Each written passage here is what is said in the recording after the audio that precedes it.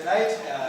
My name is Dale Ollinger. I have the privilege of being the superintendent at the local Lolo school, and I guess I appreciate the council's ask of me tonight to moderate this forum. It's an honor. We'll call it an honor. Thank you. I appreciate that. And thanks to the candidates who are here right now. It looks like we may be getting some more coming in that we are expecting. So the way this is going to work, and apologies for starting a couple of minutes late, but it looks like you made good use of your time. The way this is going to work, it's not a debate. This is a candidate forum. This is a chance to meet, greet, and hear from our local candidates. The way this is going to go is we've got candidates up here who are running for offices that have widely different scopes. So it's really difficult to ask them all the same question and have them go down the line. That's a tough thing to do. So instead of that, what I've done is, in order to get to know our candidates a little bit better and give them some microphone time, which I know is why they're here, developed 3 prompts that we'll have each of them respond to.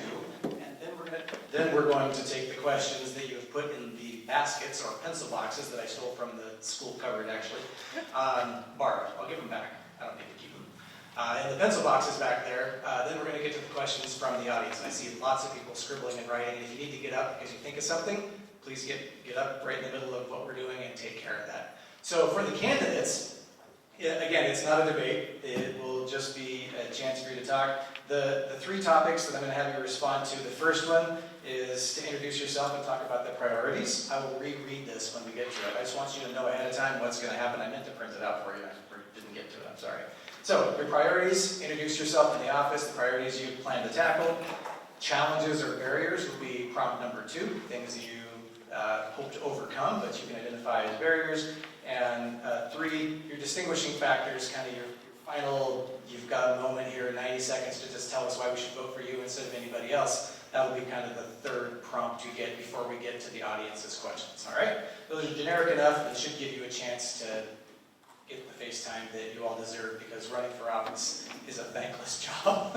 And I think you all know that about this time in the running. So without further ado, I think we'll get right into it. I want to thank the Lolo Community Council one more time for deciding to host this event. We've had lots of success with it in the past, and hopefully we'll continue to have success with this.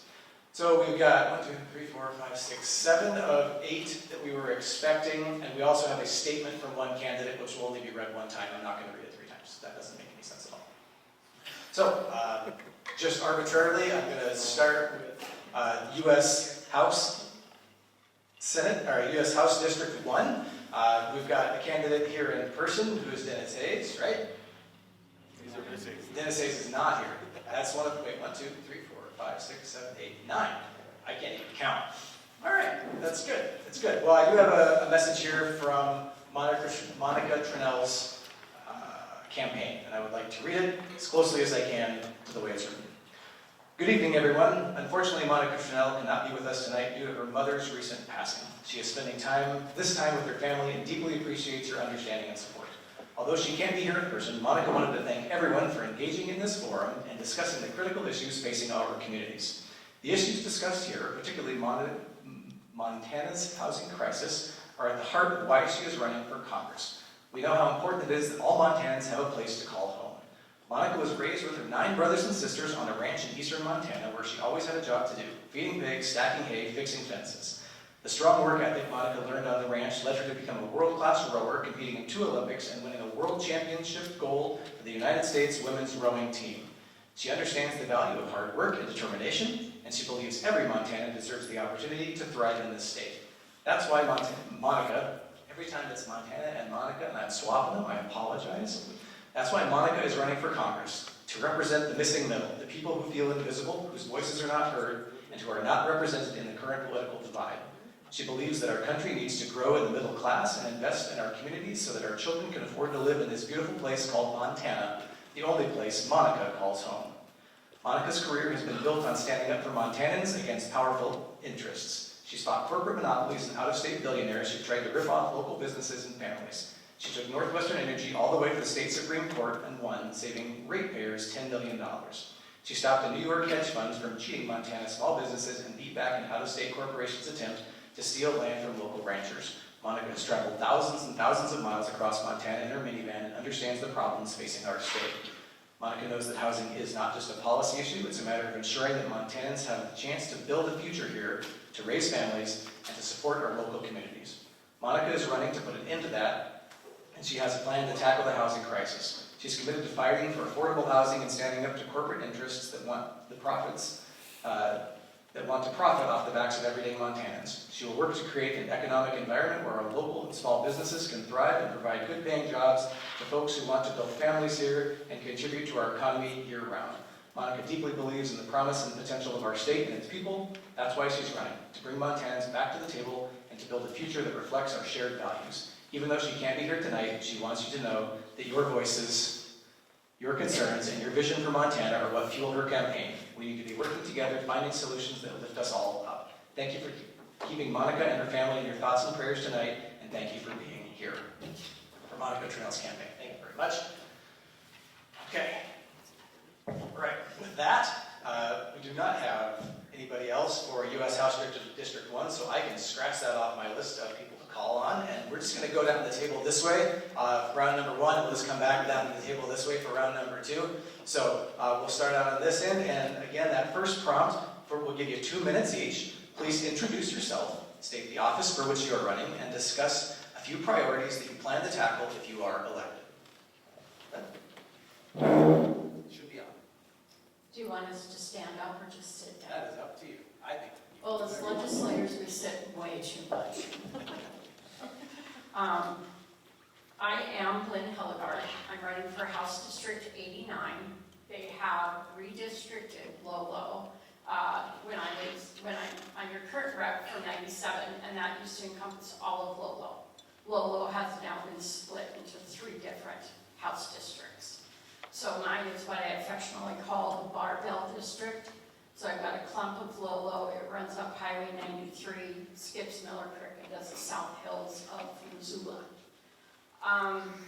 One of the reasons I want to run is because everything I'm reading and hearing with your taxes, they're not talking about lowering our taxes, they're talking about shifting them. If they move the property rates to the utilities, guess what? Your power bill just went up. It costs more to fill your car. If they shift it to the small businesses, your clothing, your food, all of that costs more. So I've gotten with a group of legislators, and we are actually coming up with things that will lower your taxes. So you'll be paying less in property taxes, less in income tax. So, and I'm also working with several of your community members on some bills.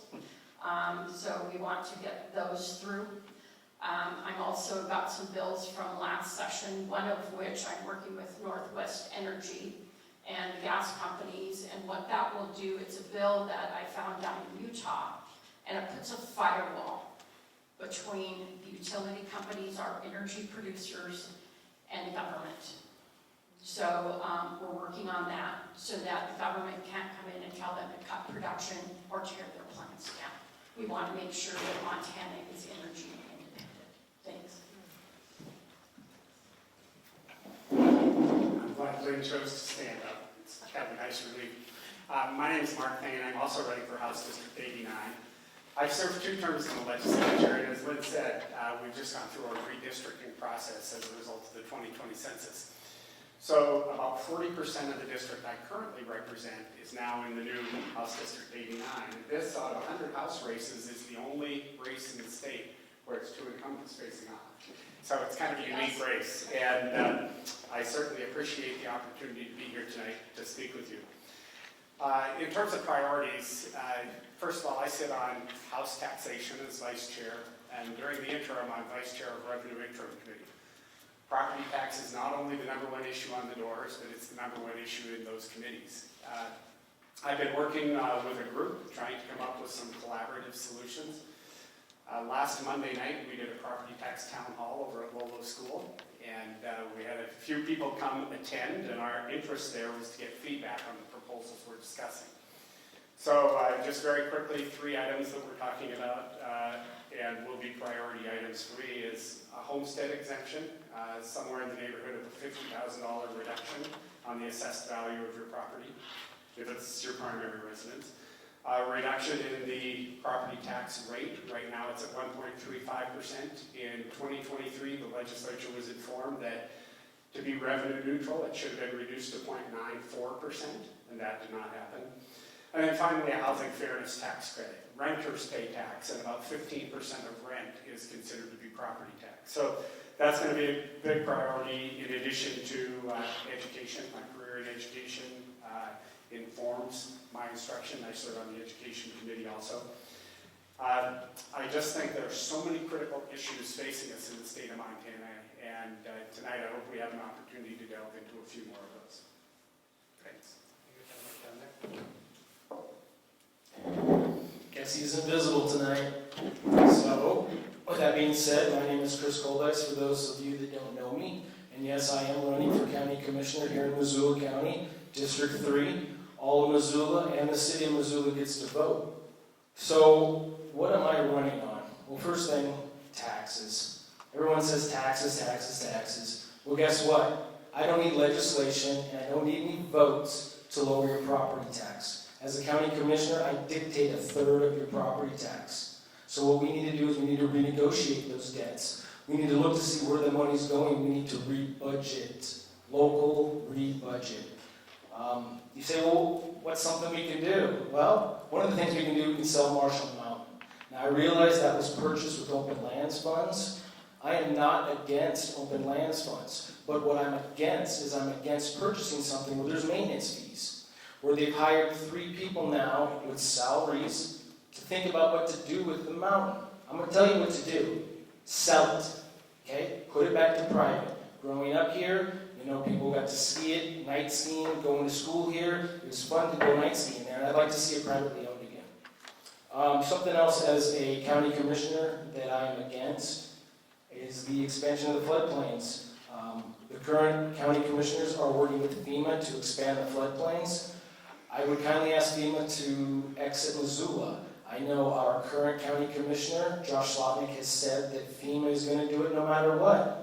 Well, guess what? I've actually spoken with Austin Knudsen's office, and they're currently in a lawsuit with FEMA, and they have told me that they would definitely come down here if the county commissioners needed them to ask FEMA to kindly leave. Okay? So with that being said, yes, I am running for county commissioner. I live out in Frenchtown. My kids go to school out there. I love it here, and thank you very much for attending, and thank you guys for coming too.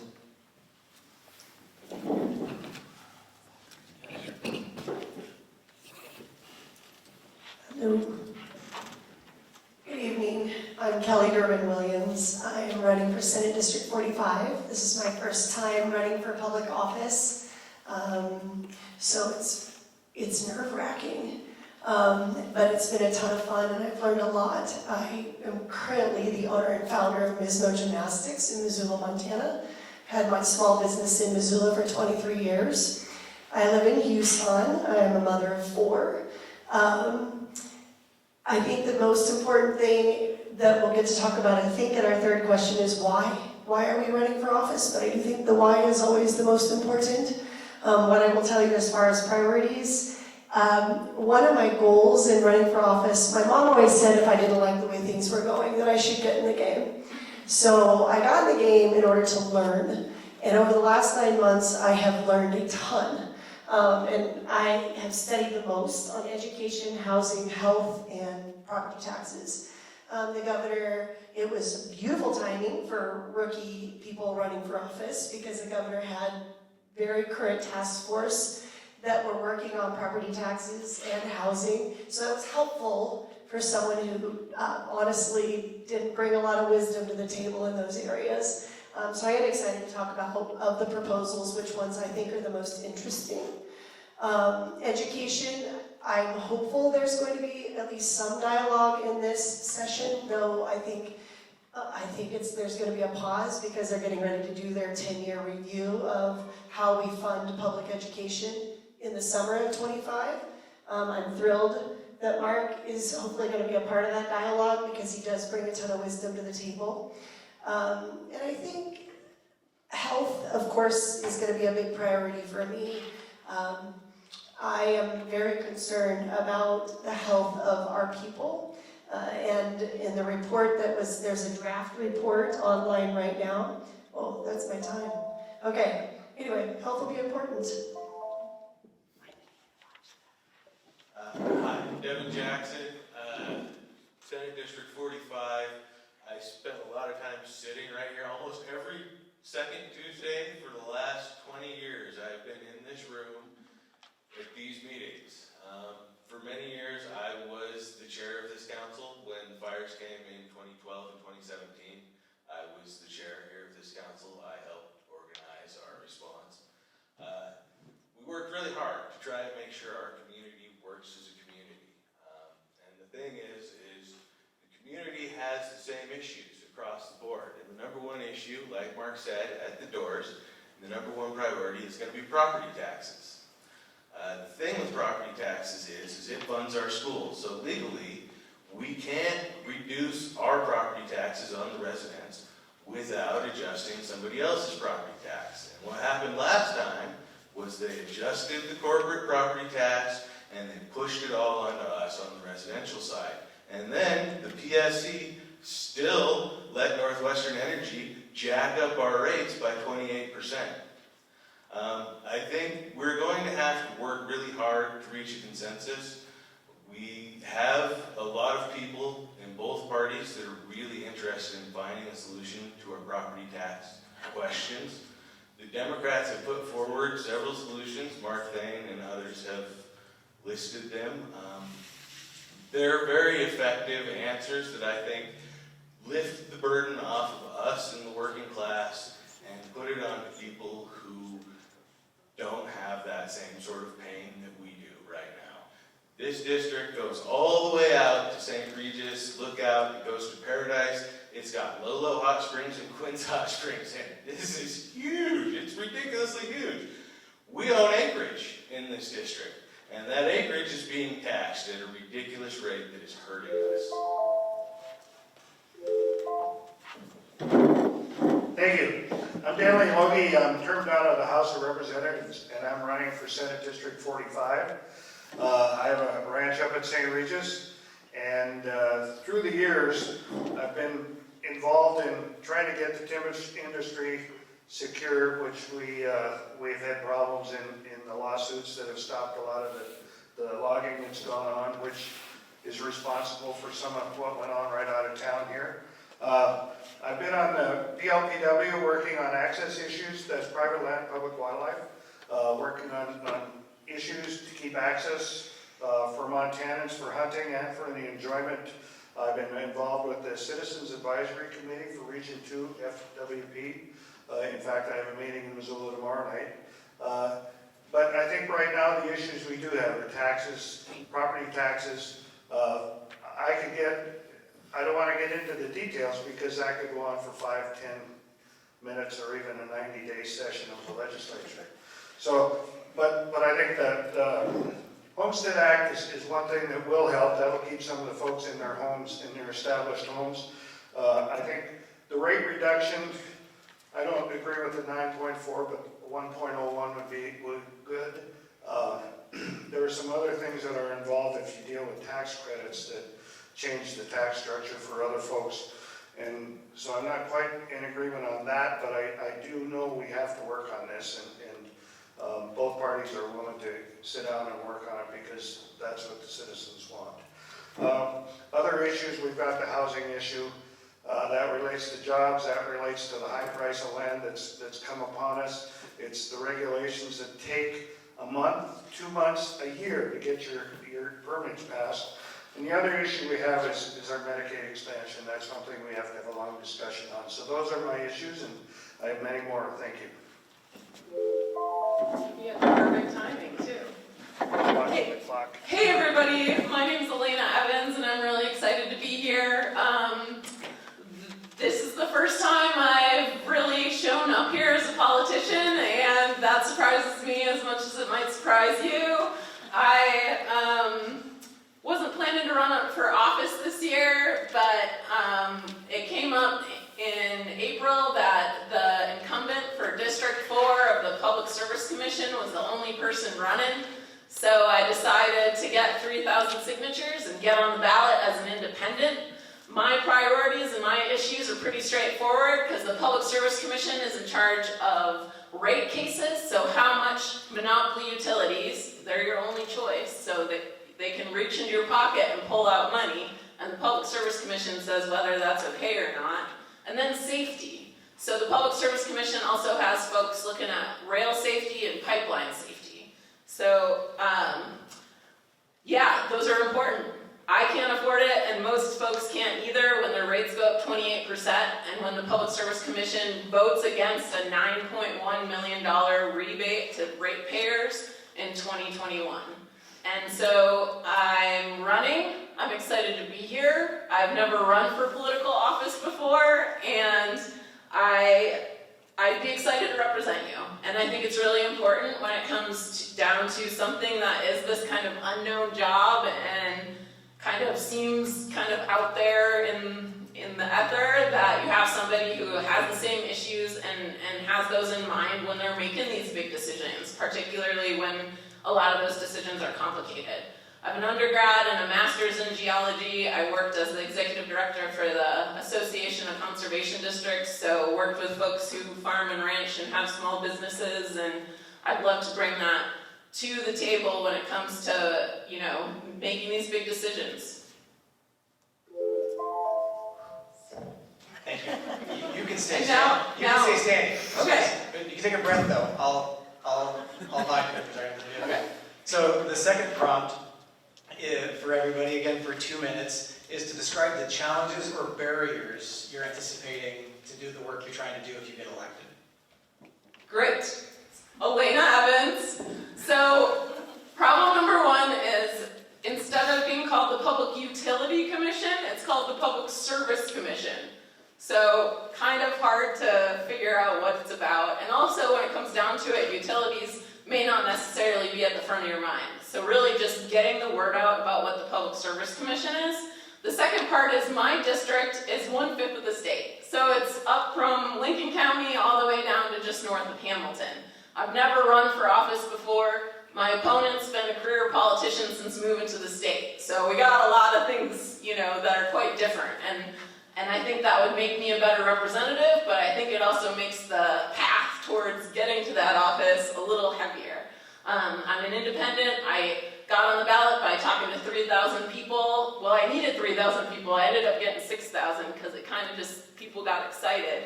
But that's the barrier, is kind of getting out and getting the word to all those folks. And then the second barrier is just when it comes to the Public Service Commission, there's been a history of the folks on there just rubber stamping it and letting these utilities get away with a lot, with big rate increases, not questioning a lot of the rebates and things like that. And so it's going to be hard work when I get in there to kind of get things back on track, and having these monopoly utilities respond to this agency that started out with the railroads.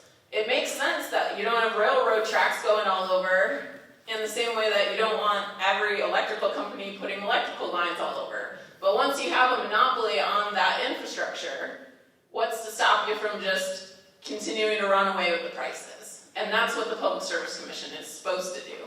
And so there's a couple barriers, but that's why I'm excited to be here, because I'm hoping I can count on all of you to tell your friends throughout the western 5th of the state about who I am and what I'm hoping to do.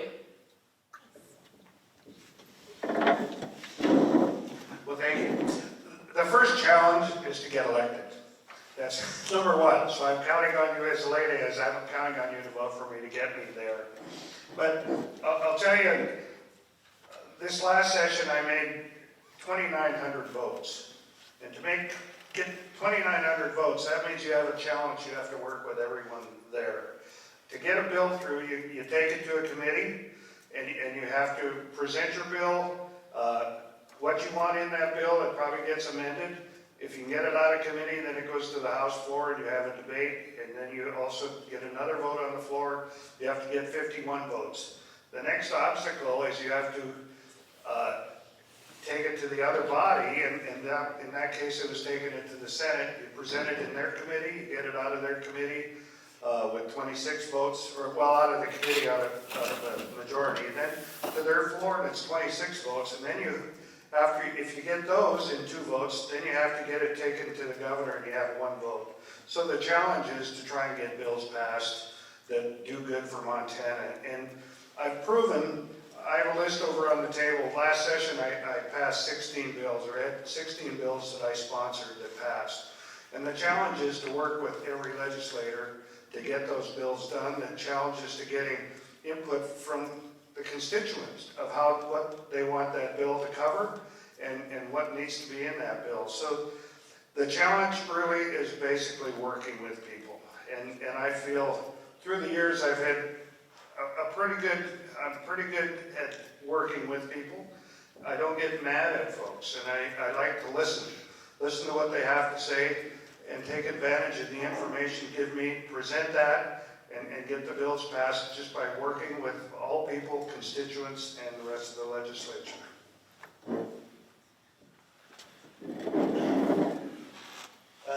So I'd like to thank LCC and Dale for being out here. I can tell you, as far as dealing with challenges, working from the Lolo Community Council, you get the feeling really quickly that the county commissioners are going to use the city to do what they want to do. And they use that to push around the smaller communities outside of them, like Lolo, like Frenchtown. I have had several clashes with the county commissioners about how do we do these things, how do we stand up for our community, and this isn't about party, it's about our communities and representing each other. Obviously, the biggest challenge I'm going to face when I get there is a Republican majority. We sent Willis Curdy there to represent us last time, and he did a really good job, and he got several bills through, including things like right to repair, because he knew how to work with the Republican majority, because these people are his neighbors. You're my neighbors. I'm going up here and I'm talking to every single one. I can't get everybody's vote, but I can talk to everybody and make sure that we're heard. That goes to another big issue we have. I don't feel comfortable driving to Helena in January and February in the middle of my work week most of the time.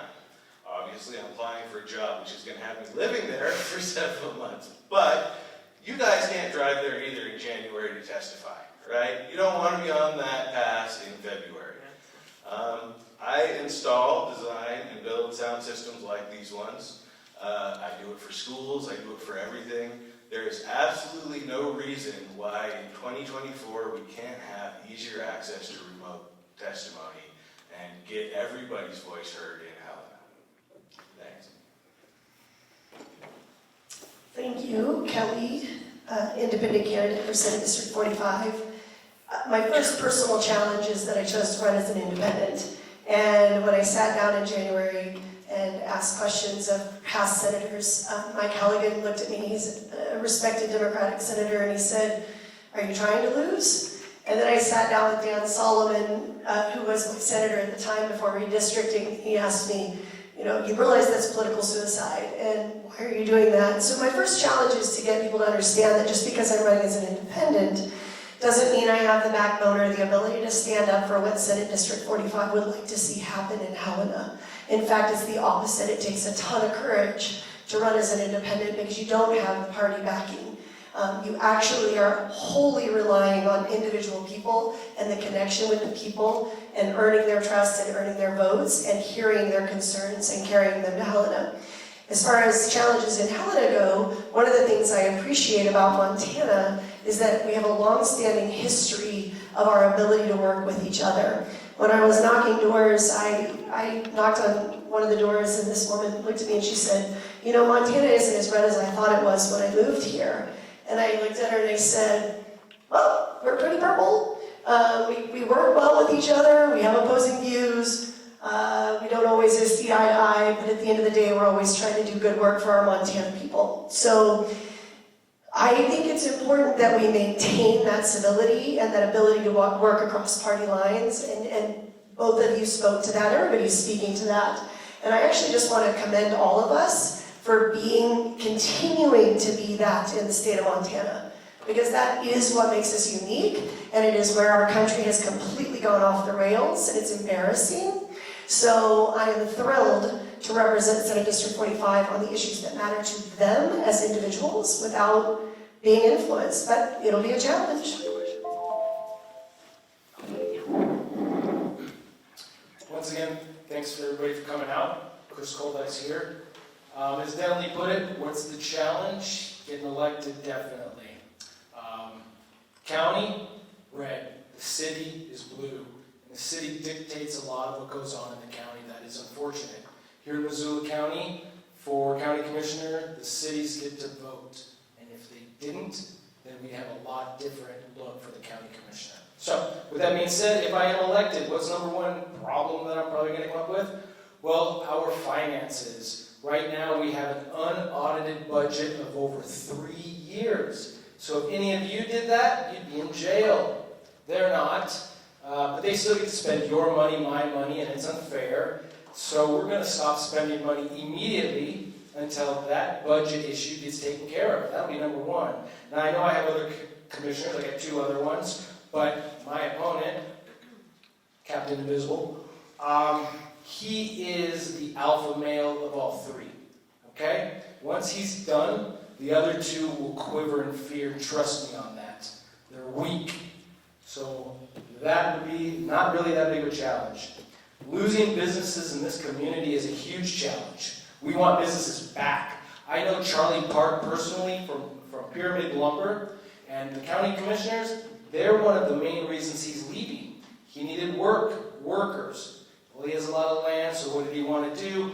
He wanted to put in drain fields, septic, so we can put out housing for jobs. The county commissioner said, no, that's unfair. I'm a businessman. I own businesses, pro-business all the way. Mr. Jackson, you say that county commissioners are kind of not really listening to the county. That's number one. I will be in the county. We're looking at Seeley Lake, Condon, seceding. I will be there to put out the fire immediately if I'm elected.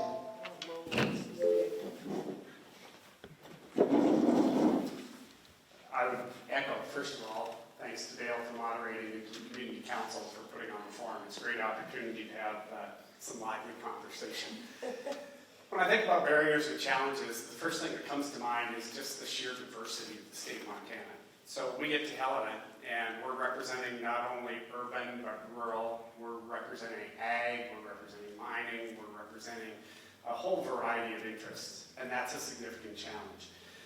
I think that as we contemplate legislation, there are 2 things we always have to keep in mind. The first is, what are the unintended consequences?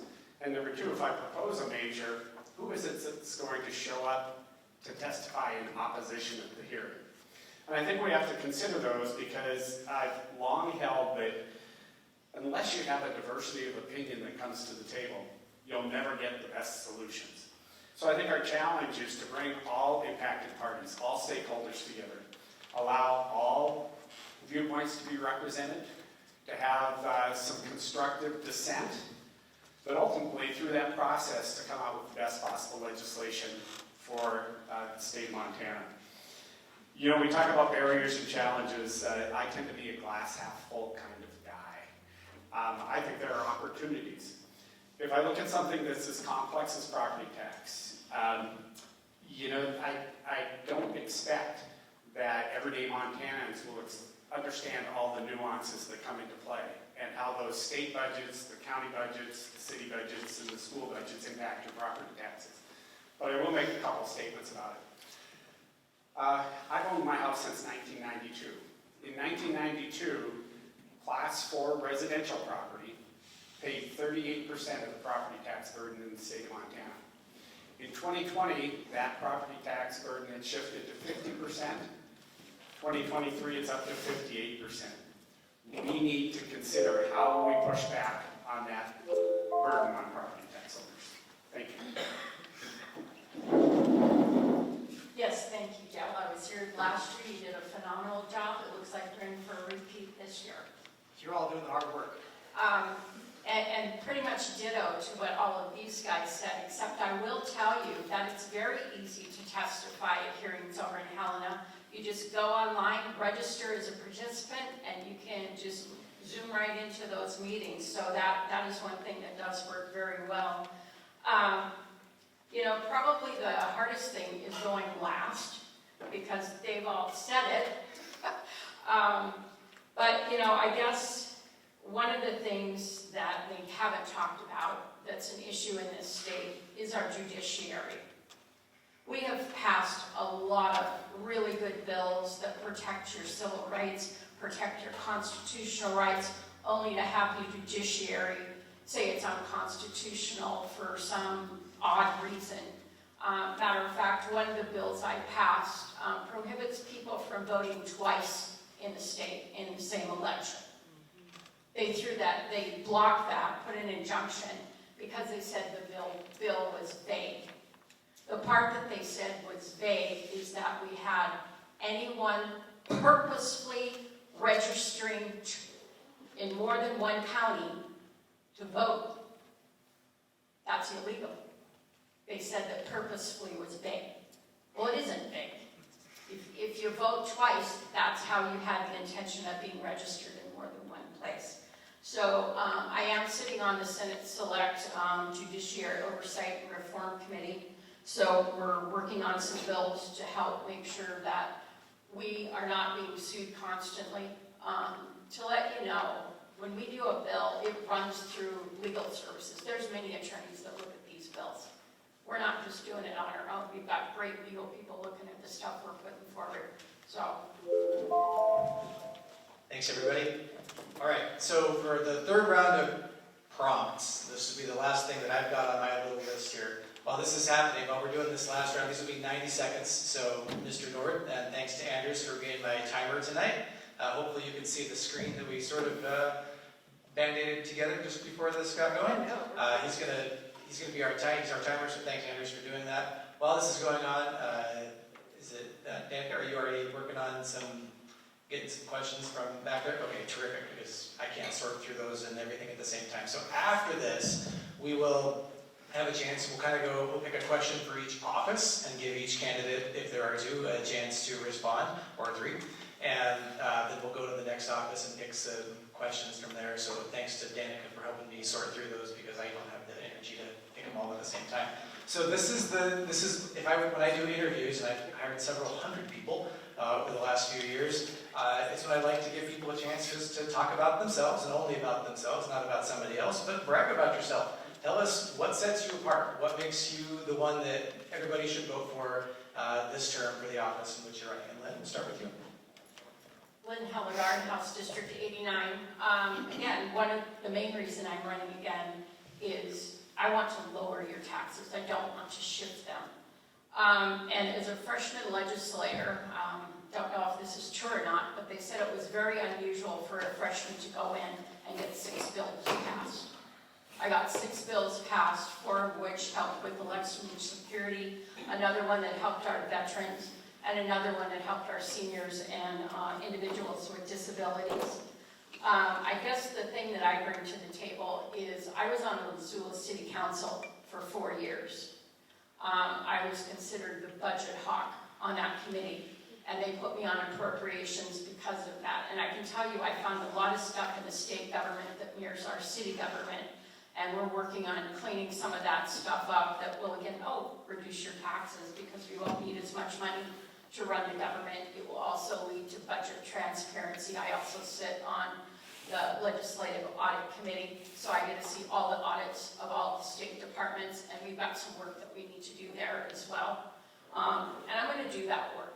One of the reasons I ran initially is because I wanted to get those election bills passed, and I knew if you have to shop a legislator, you can never drill them down into the weeds, so that when they start getting those arguments in committee, they can overcome them and get that bill out of committee.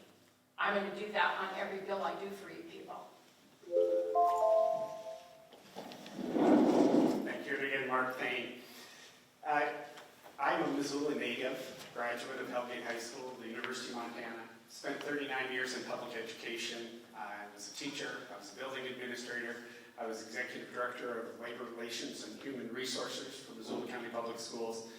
and finally served as superintendent of schools, which included serving the Lolo area via our high school district. I've dedicated myself to community service. In addition to serving in the school district, I've served on the board of directors for the Missoula Family YMCA, the Missoula County United Way, the Missoula Economic Partnership, Arts Missoula, and the Missoula Education Foundation. I currently serve on the board at Community Medical Center and also on the board at Partnership Health Center. And I say that because I'm grounded in this community. I think it's really important to give back to the community. The opportunity to transition from retirement into the legislature has allowed me to remain engaged. There are a lot of items that I'd like to accomplish, things about which I'm passionate, and this is a great venue to do that. I believe in the collective capacity of the legislature to do good work, regardless of which side of the aisle you sit on. And throughout my professional career and in my personal life, I've always viewed myself as a problem solver. And that's how I tackle my work in the legislature, and would appreciate your support. Thank you everyone again for showing up. Chris Koldex here. So, I get to talk about myself and be vain. So I may say some things that may be offensive, so I do apologize to start off with, okay? So, I went to school here, graduated from the University of Montana, degree in finance, one in management, decided to settle down and had a family here. I moved up to Kalispell. Let's see, I got my broker's license, and then the economy crashed, and I became the biggest foreclosure dealer here in Northwest Montana. So I apologize, I did take a lot of homes from people. But on the flip side, it bothered me. Why did it bother me? Because I'm a compassionate person. So I started helping people get out of foreclosure, save their homes, or walk away debt-free and clear. That's what I do. I'm a numbers person. I like numbers. I own a manufacturing plant up in Kalispell with my brother, and I run a brokerage firm here. I invest in homes. I do construction. So I like money and numbers, and that's why I think I'd be good at this job. I love Missoula County, and I've been here for a very long time, and I like to hunt all around here, so that's why I'm definitely for open land. I like Montana a lot, and I want to see my kids grow here and live here, so that's why I'm running for county commissioner.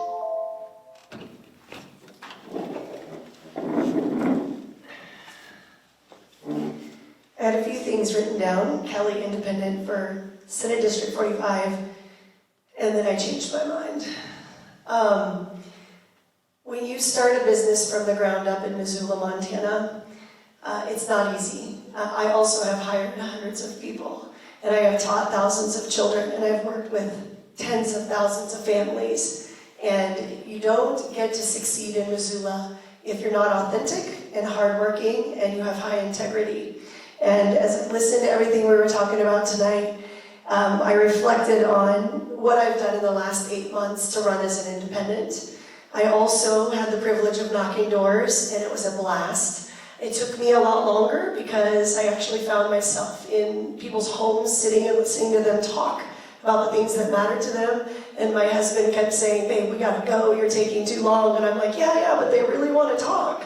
And I listened, and I enjoyed it. I have now met the governor. I met Bussy, I read his book. I've been to several city meetings, council meetings, community meetings.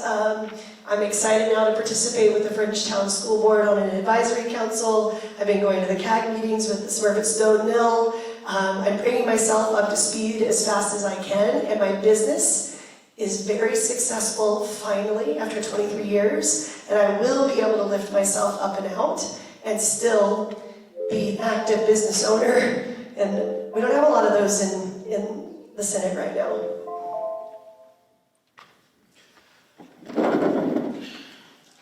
So I grew up in Bitterroot. I've been here, obviously, as I've said multiple times now, you've seen me.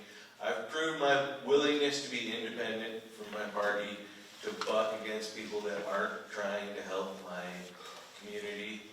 And I think that's where we need to be right now. I think our state made some serious choices in the last session that left us with some really hard-hitting pain on the working class. And we need people from the working class. We need people who know what it's like when a hot water heater goes out and they have to figure out how to put it in their budget to go there and represent us. Because right now, the party that's in control is led by a bunch of millionaires that live in the Yellowstone Club. So, you know, the only way that we can actually do this, the way that Montana has done this for years and years and years, we've been purple.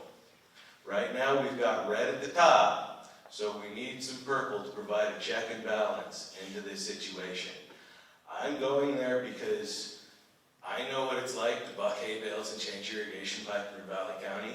I live right across the creek down here. I have the shortest strip here by far. It's a couple blocks. But I live on Lolo Creek. I'm not going to let anything happen to our rivers and our streams. I'm here for our community. Thank you, starting the time over. I'm from St. Regis, Montana, and I graduated from high school in St. Regis. I went to the University of Montana. I am still in the alumni band. I retired from working road construction, talking about Yellowstone and the Yellowstone Club and the millionaires. I built the road up to the ski area at Big Sky back in 78, 79, and 80, but I don't have any millions.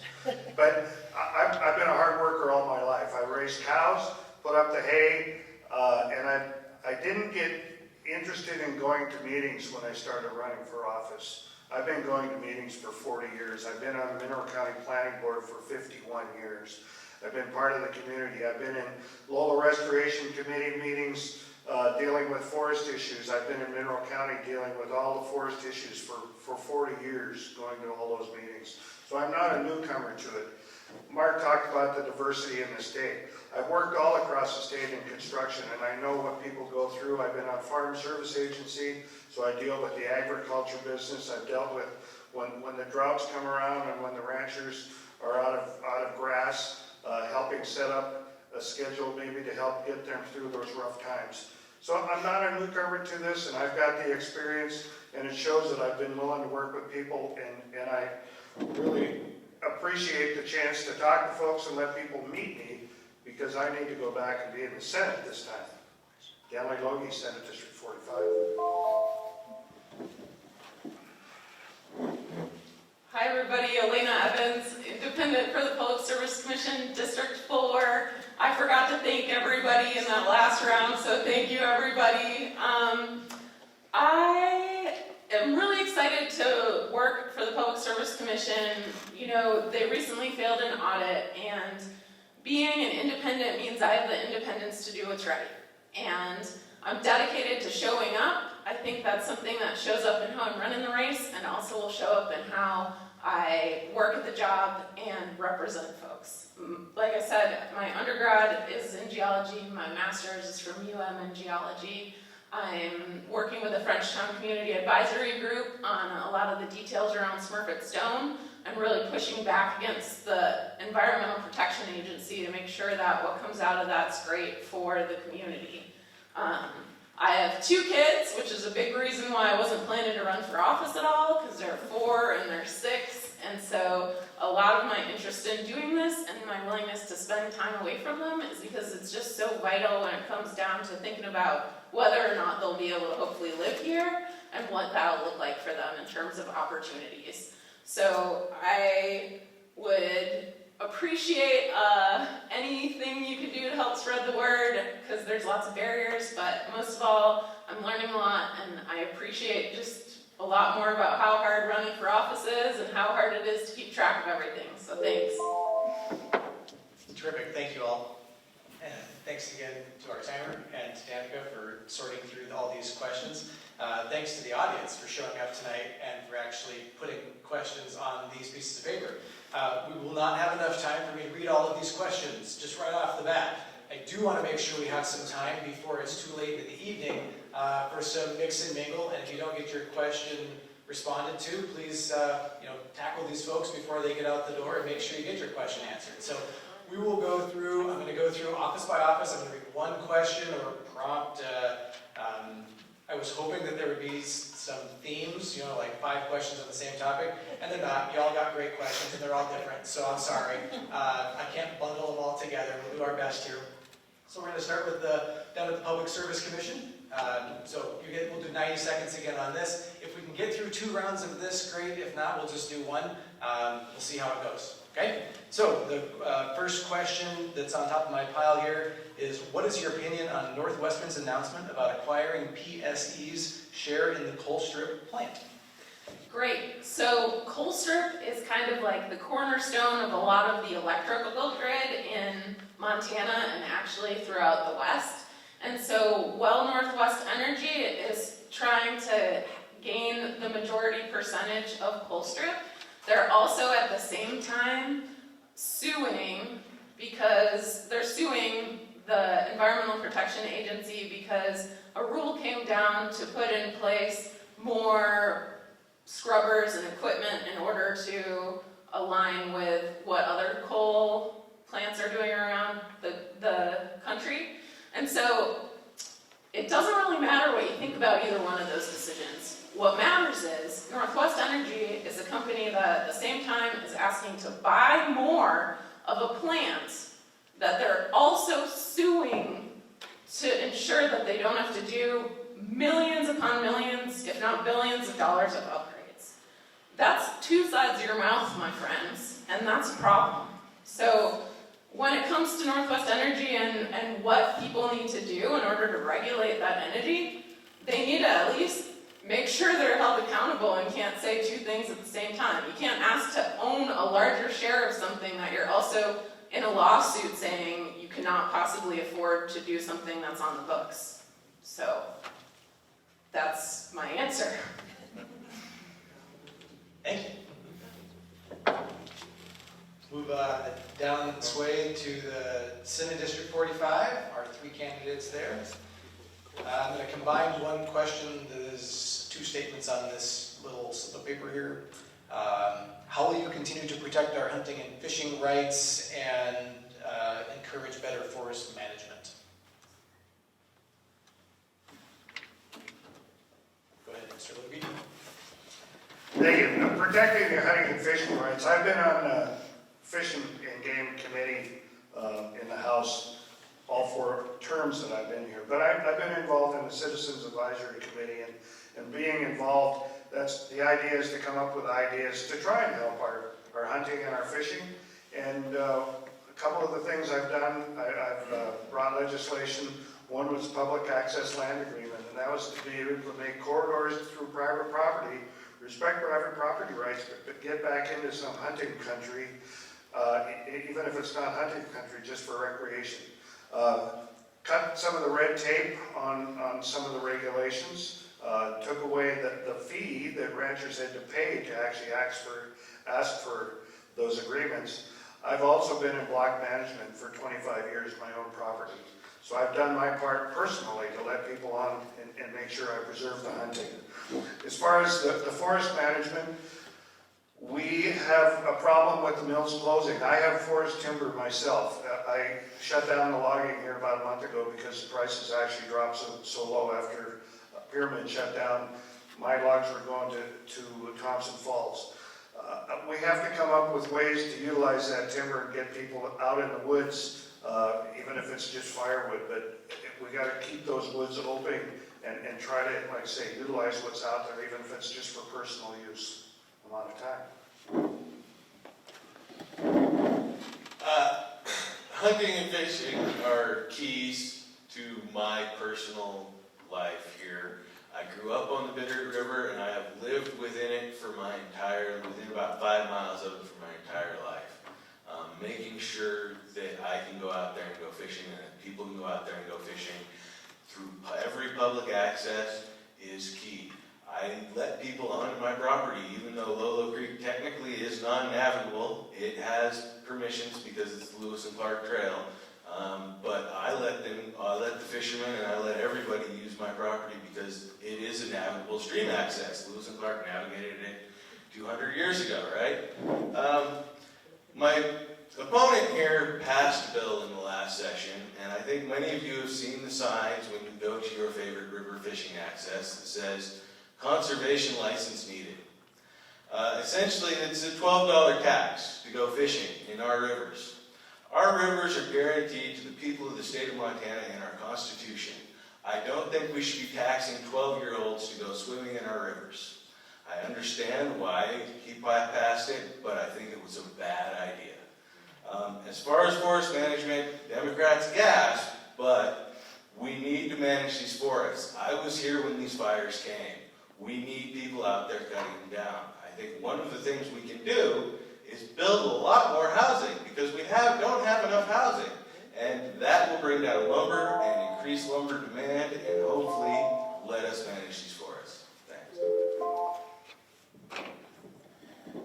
Thank you, Kelly. For sure, in the 25 years that I've lived here, it seems that public land access has become more challenging. And I personally do not, I went hunting once with my husband. My husband is an avid hunter. What I will say is, it seems from looking in from the outside that it's getting harder and harder for him to access land. And I have mixed feelings about fees or not fees. I mean, I do think there's a balance between taking care of land and land stewardship through conservation, and all of those things are important. But yeah, I would have to agree. I don't think our kids should have to pay to go swim in our creek in Houston or whatever. So there's got to be a balance. And I am deeply concerned about some of the interference and activity we're seeing from outside of Montana. And I think it's going to take people paying real close attention to what's happening with licenses being purchased from out-of-staters, and making sure that we're continuing to honor and serve a tradition in this state that's been around longer than my people have.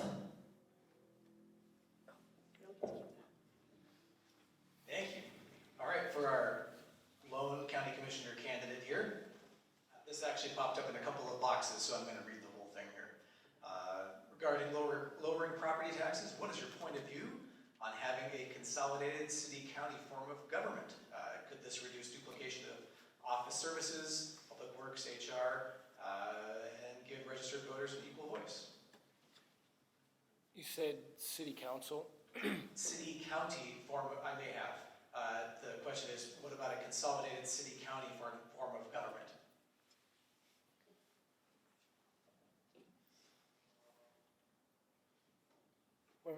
I'm sorry, read that question one more time, please. What's your point of view of having a consolidated city-county form of government, which could potentially reduce duplication of offices like finance, public works, human resources, etc., and give all registered voters an equal voice? Yes, I agree with that, because yes, it would consolidate, and I apologize, I didn't hear that the first part. But yes, I'm all about consolidating, trying to do things more efficiently. I think there are efficient ways to run this county, and I think currently it is ran inefficiently. So I am definitely for consolidating and running things more efficiently. But I have another minute, so let me jump off topic really, really fast. Everyone's talking about property taxes. Just to let you guys know, Republican and Democrat, they did vote to make it to where they assess your value every 2 years instead of 6. So that does affect your property taxes. You should talk to your legislatures and try to get that repealed. We need an average of 7 years. I'm a person who likes statistics, and you need an average of 7 because we get a good presidential cycle, and then that way then we can find out if we get a recession or if we get a good economy. Because I can tell you this, as a broker right now, I'm seeing prices drop. I'm seeing foreclosures start to come to market again. So if we're in a declining market, are we going to get reassessed and get lower property taxes? So talk to your legislators and try to get that repealed. Thank you. Thank you. And the question for our District 89 folks is pretty straightforward, and I think they both touched on this topic already, but it's blatant right here. What is your plan to fix our property taxes? You only have 90 seconds. Increase the years, increase the years, 7. Yeah, I think that the important thing Not to two. consider is there's an interest on both sides of the aisle in dealing with property tax. I think for the first time, we also see interest in rural Montana in addition to urban. We have often thought of Bozeman, Kalispell, Missoula as being the center for property tax issues. It's affecting rural communities to the same extent these days. So again, as I stated earlier, a homestead exemption, reduce the property tax rate, and a fair housing tax credit. And I know that there are some that will say that they don't want to see that tax shift back, but the reality is over the last 30 years, Class 4 residential property has gone from bearing, again, 34% to 58% of the property tax burden.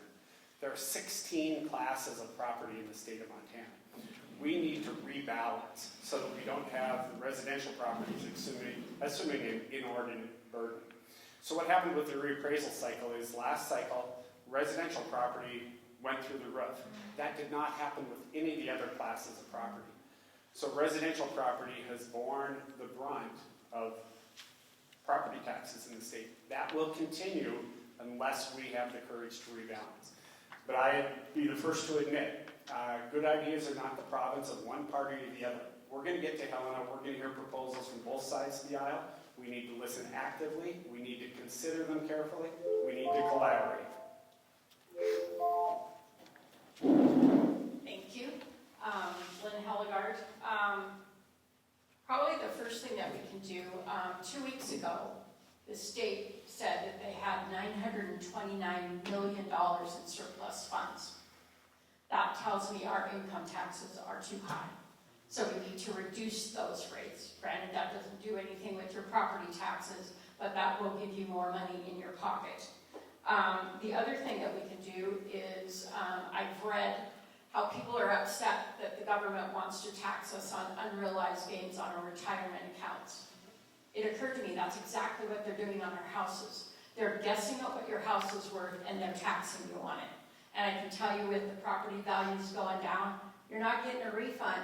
Nope. The other thing that we can do is, and we had bills last session that I believe all of us plan on introducing, is you've got your urban renewal districts, the TIF money.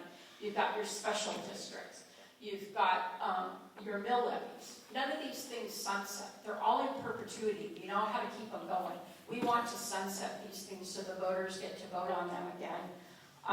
The other thing that we can do is, when you talk about this shifting from the commercial buildings, a lot of that is because a lot of our industries have closed. Right. They're not paying taxes. If you look at Missoula, I've got a list this long of commercial properties that are now non-profits. They don't pay taxes. They're now owned by the government. They're not paying taxes. That's why the burden's falling to the homeowners. So we need to start looking at this stuff on more than for the magic bullet.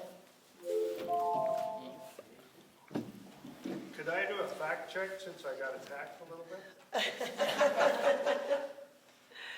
It's not a debate. Who's checking your facts? Well, if you're a hunter, you don't need to pay for that $12 or a fisherman. Well, if you're a fisherman, you have to have a conservation license either way. Yeah. But, you know, we're talking about Only people who walk their road dogs. sell.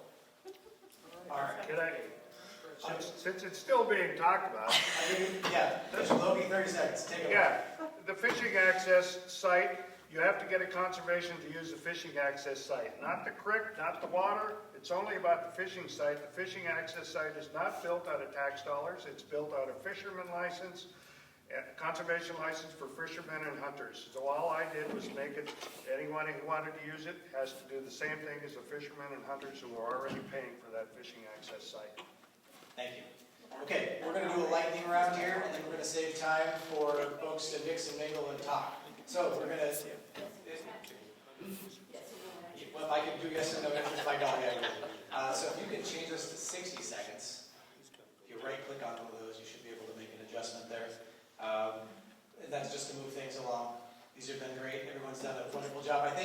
you can either, I think you could all be presidents of Toastmasters by this point in the campaign trail, because you're doing so well, just nailing it.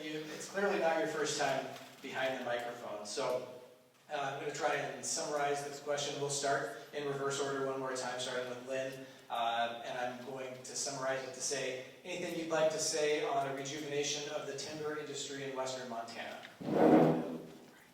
I would love to see a rejuvenation of our timber industry, but until we do something about the Constitution, which is very hard, because the 1972 Constitution basically opened us up for all these environmental lawsuits that have shut down all of our manufacturing and extraction industry. So, and this will address your property taxes, because back in the day, and I've been here for 50 plus years, our schools used to be funded with the revenues we got off of our timber industry, our extraction, public land leases, grazing leases, all of that. The homeowners weren't paying that. It was coming from those sources. So yes, we need to revitalize this. And as someone said, why are we shipping timber in from Canada when we've got it right in our backyard to build houses? It employs people, and I can tell you, I have loggers as a banker, and they protect our resources. They're not up there clear cutting unless they absolutely have to. I'm going to speculate here, go out on a limb that you're going to hear a lot of support for the timber industry up and down the table. Growing up in Missoula, that was a vital industry. We had mills, we had the tiki burners, we had a great economy that was driven by the timber industry. We have both privately owned forest land and we have the publicly owned forest land. And one of the significant issues we face right now is, number one, the protests and how we marshal through those timber sales. But number two, we need to have mills nearby so that it's economically feasible to harvest and to process the raw materials. One of the other factors that we face is, if you look at the East Coast and even the West Coast, Oregon and Washington, the timber rejuvenates and grows so much more quickly than the timber does in Montana once it's been harvested. So there's an economy of scale that comes into play in those other areas. But I think we could find ways to incentivize the timber industry and hopefully help it come back in our economy. Thank you. For our commissioner candidate, sale of Marshall Mountain, tell us more about that. Sure. I'll do a 50-50, I'll talk about lumber too. So sale of Marshall Mountain, it was privately owned at one time. Unfortunately, the gentleman lost it during the 2008. He couldn't pay the property taxes, and then it was acquired through open lands funds. We did vote to allow money for open land funds, but we did not vote to acquire Marshall Mountain, so I would like to see that sold. And like I said, that money go back to the taxpayer. As for timber though, Charlie Park did lose Pyramid Lumber, but it does sound like he isn't going to be going out of business. He's just kind of taking his stuff in Granite County. But he did tell me that he would not sell his company here in Missoula to his kids because they would have to declare bankruptcy because of all the debt. So I would like to try to bring back businesses like that back here, kind of like Sealy Lake, not in Missoula, but Sealy Lake, where the trees are abundant. And I would work towards that. Thank you.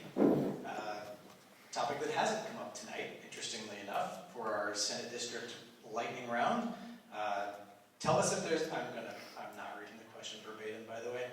Tell us if there's anything you would do to alter the marijuana taxes to fund things like county roads or other public improvements. Marijuana tax, go. Well, that's an interesting one because it's a little hung up right now, and then it had to go to court.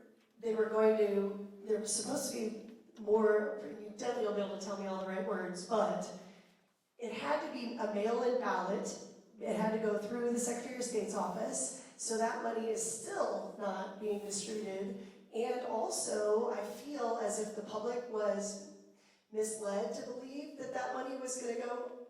I could be totally wrong, and you can fact check me, But there are some folks that have said to me that if there was a time when this was coming through, that some of the resources would be used for education. And you maybe even would know that, but long story short, it's not being used for that. I do think we need help with our infrastructure and our roads, though. There was a huge bill that passed the federal government. I'd like to see some more of that federal money coming into Montana. But bottom line is, yeah, it's still sitting in limbo, and it shouldn't be.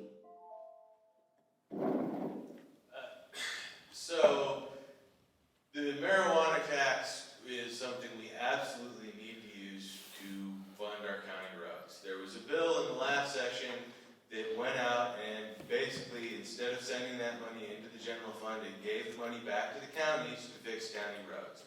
It had 90% approval, 88% approval rating. Everybody voted for it. I think both of the, all three of the people up here voted for it. The governor vetoed it. It went back to the thing. And there was some court battles, but basically it came down to, do we have a chance to veto override? The veto override said, you mail in your ballot to do this. The Republicans asked their party not to mail in their ballot. My opponent's ballot was not returned. He voted for it, but he couldn't vote to override the veto. That's why we don't have marijuana tax money fixing our roads right now. That's what I meant. I did send in my ballot, but it got there too late. So, another fact check, and I can't always say it. Coming from St. Regis, sometimes the mail doesn't go out right. But that bill we do have to alter the marijuana tax. That bill that went through, there were some real problems in that bill. There were counties that were going to get money that hadn't even paid in. There's a county, I think Yellowstone County had paid in like, I don't know, $9 million or something like that, and they were going to get just a small portion. The bill, what happened on the veto, they said, oh, the governor planned this thing and he tried to make it so nobody could vote. Well, what happened was the senators called sine die, so they were gone when the bill, and so they couldn't run it through again. And the normal process on a veto override, the bill would be sent out, and like I say, I did vote for it. But that bill needs to come back, but it needs to be address those counties that didn't pay and shouldn't get the money. But I do think it needs to go to the roads. It's a good source. Thank you. And our last official question on this for our Public Service Commission candidate kind of circles back to where we started here on our lightning round, coal and timber. Anything you can say about how changes you would make as far as coal and timber and their relationship to our economy?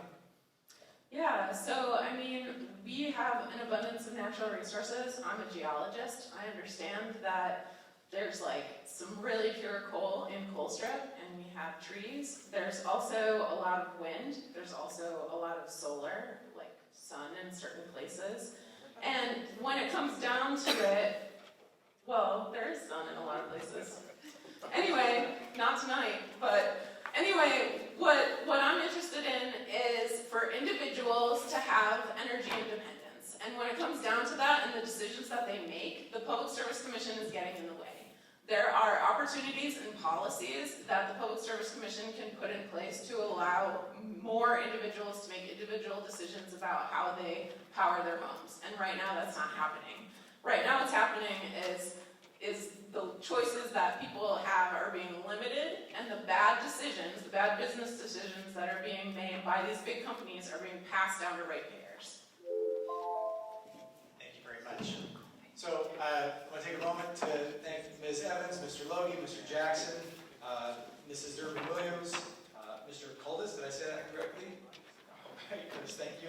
Mr. Thane and Mrs. Hellegard for being here tonight, for sharing their thoughts and opinions with you all. Thank you all for coming and joining us. We've planned about 30 minutes following right now that we won't turn the lights off yet. Or if you want to mix and mingle, visit with these folks, get some answers to questions that I wasn't able to read, please stick around to do that. We do have a hard out at 8:30. We're going to try and actually be out of here and close the door and respect people's time, so we're not here all Can I make a real fast announcement?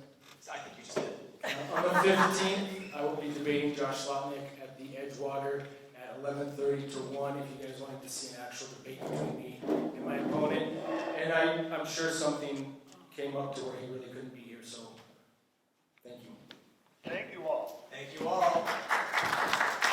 again to the Lolo Community Council for deciding to do this.